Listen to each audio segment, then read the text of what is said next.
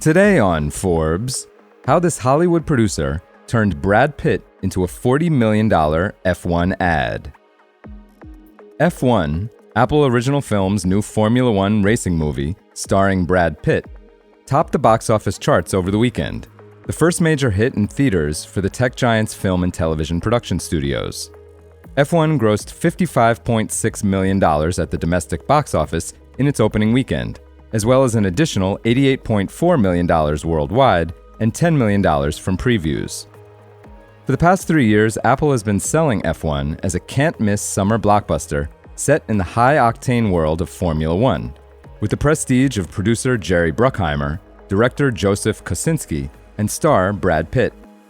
But for David Leener, the producer in charge of the movie's product placement, his sales pitch was far simpler, turning one of the world's highest-paid actors, Pitt is earning an estimated $30 million for this film, into a human billboard.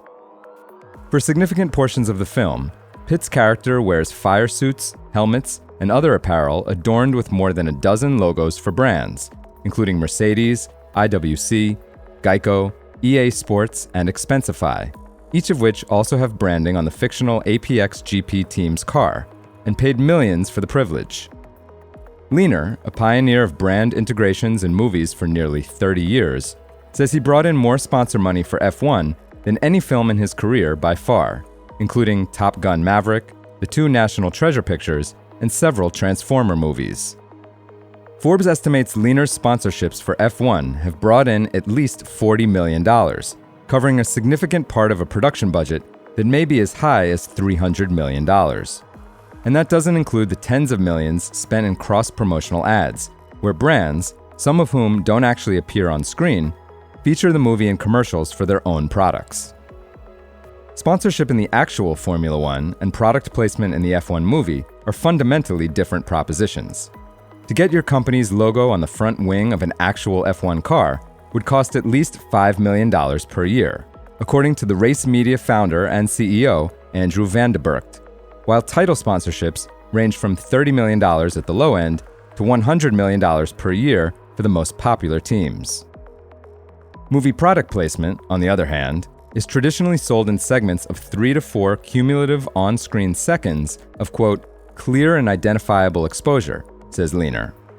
Its value depends on the amount of logos, verbal mentions, or usages in those seconds, and can cost a brand anywhere from $250,000 to $1 million. Movie sponsorship is clearly the cheaper of the two options, but in a racing movie, those seconds can add up quickly. And unlike in, say, a Marvel movie, corporate branding is already so deeply ingrained in the culture of F1 that seeing cars and driver apparel covered in logos adds to a movie's authenticity rather than distracting from it. Expensify CEO David Barrett, whose Portland, Oregon-based software company has the title sponsorship of Pitt's fictional APXGP team, says, quote, you can insert your product concept into any context, but it's certainly much easier when the product placement itself is part of the movie. It felt natural. The job of producers like Leener requires a kind of bifurcated salesmanship. He must convince brands that investing in a movie is worth it, despite no concrete way to measure the return on investment. On the other hand, he has to sell a director on the idea that the sponsorship will add to the movie. Somewhere in the middle sits a minefield of stakeholders. In the case of F1, Leener could not recruit any brands that competed with core Formula One partners or brands that were competitive to Apple, eliminating the lucrative consumer electronics category. He worked with agencies to identify brands like Expensify that would be both interested and acceptable to all parties. According to Stacy Jones, another 30-year product placement veteran and CEO of one of those agencies, Hollywood Branded, landing this collection of brands took 3 full years of incredibly hard work. For full coverage, check out Matt Craig's piece on Forbes.com. This is Kieran Meadows from Forbes. Thanks for tuning in.